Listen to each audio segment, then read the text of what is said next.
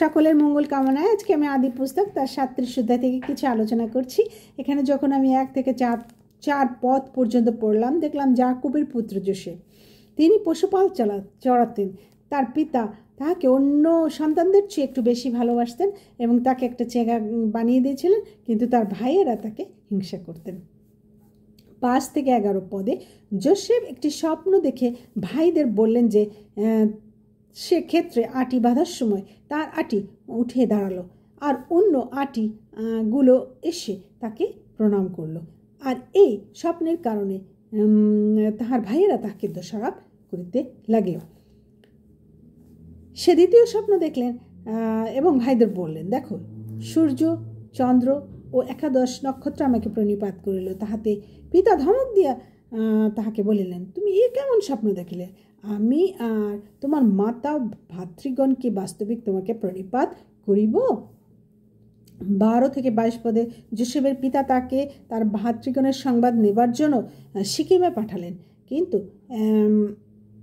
এক ব্যক্তি কইলেন তাহারা এখান থেকে দোথনে চলে গেছে।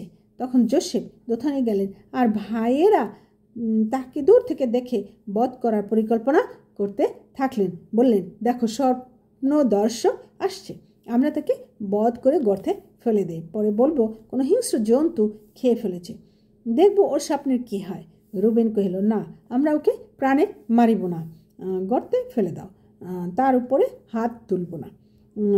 23 থেকে 28 পদে পরে যোসেফের ভাইয়েরা তাহার গায়ের বস্ত্র খুলে তাকে গর্তে ফেলে দিলেন।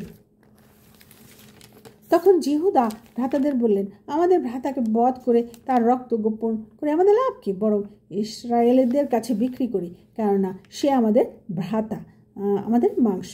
তাতে তারা সম্মত হলো। পরে মিদিয়নীয় বণিকেরা কাছে আসলে উহারা যোসেফকে গর্ত থেকে তুলে 20 রৌপ্য মুদ্রা বিক্রয় করল। এতে তারা যোসেফকে মিশর দেশে নিয়ে গেলেন। 29 থেকে 36 পদে রুবেন গর্তের কাছে গিয়ে যোসেফকে দেখতে না পেয়ে আপন বস্ত্র ছিঁড়িল।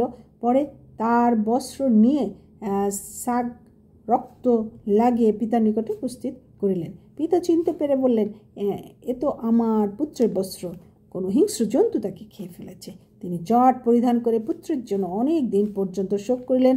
আর ওই মিদিয়নীয়েরা যোসেফকে মিশরে নিয়ে গিয়ে ফৌরনের কর্মচারী রক্ষক সেনাপতি পটিফরের নিকটে বিক্রয় করলেন। ধন্যবাদ জানাই সবাইকে। সবাই ভালো থাকুন, সুস্থ থাকুন। Emmanuel, God bless you. Good bye.